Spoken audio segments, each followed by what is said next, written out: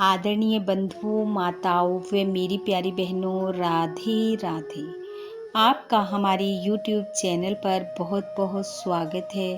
बंधुओं, आज हम इस वीडियो में अजा एकादशी व्रत कथा सुनेंगे, जिसे सुनने सुनाने से अशुभ कर्मों का नाश होता है, पापों से मुक्ति मिलती है व इसके प्रभाव से मनुष्य को सभी सुख सुलभ हो जाते हैं।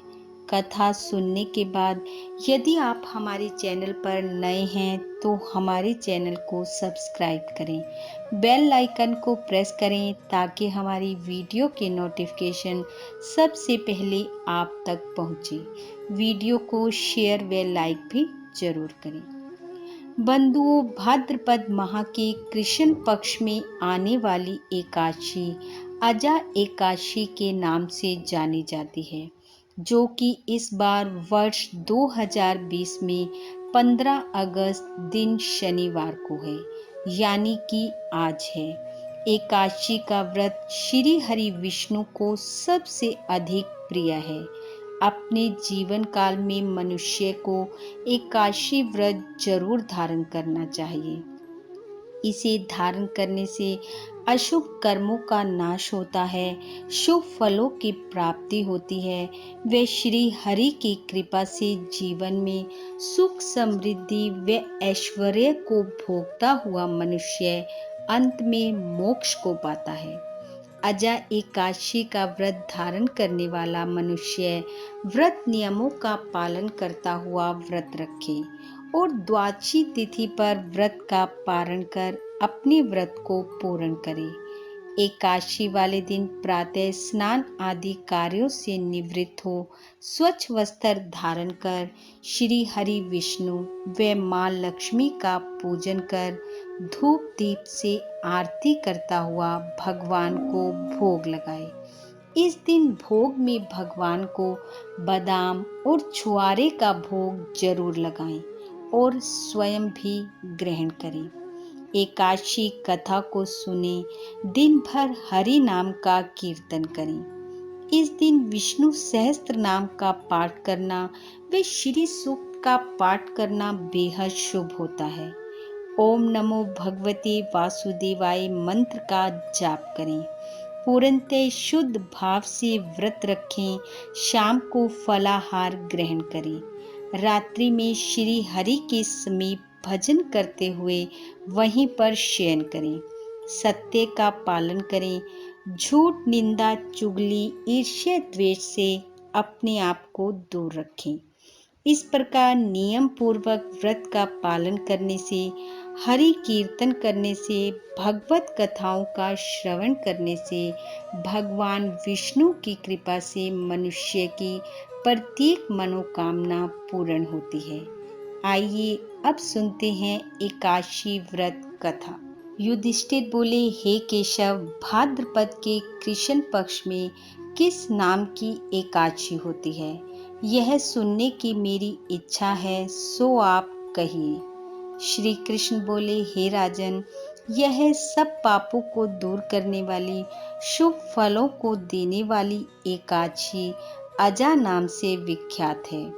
इस दिन श्री हरि भगवान का पूजन करके जो इसका व्रत करता है उसके पाप दूर हो जाते हैं।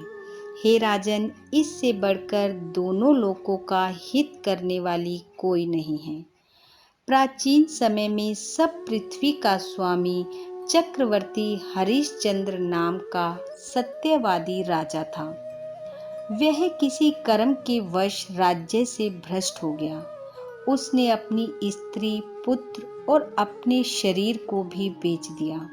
हे राजन, वह धर्मात्मा राजा चंडाल के यहाँ नौकर हो गया, परंतु उसने सत्य नहीं छोड़ा। स्वामी की आज्ञा से वह कर के रूप में मुर्दे का वस्त्र लेने लगा, परंतु वह सत्य से नहीं हटा। इस तरह से राजा को बहुत से वर्ष बीत गए।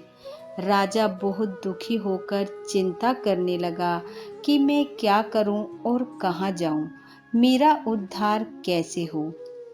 इस प्रकार शोक सागर में डूबे हुए चिंतायुक्त दुखी राजा के पास भगवान की कृपा से गौतम ऋषि पधारे। राजा ने उन्हें हाथ जोड़कर प्रणाम किया और अपने दुख का वृत्तांत सुनाया।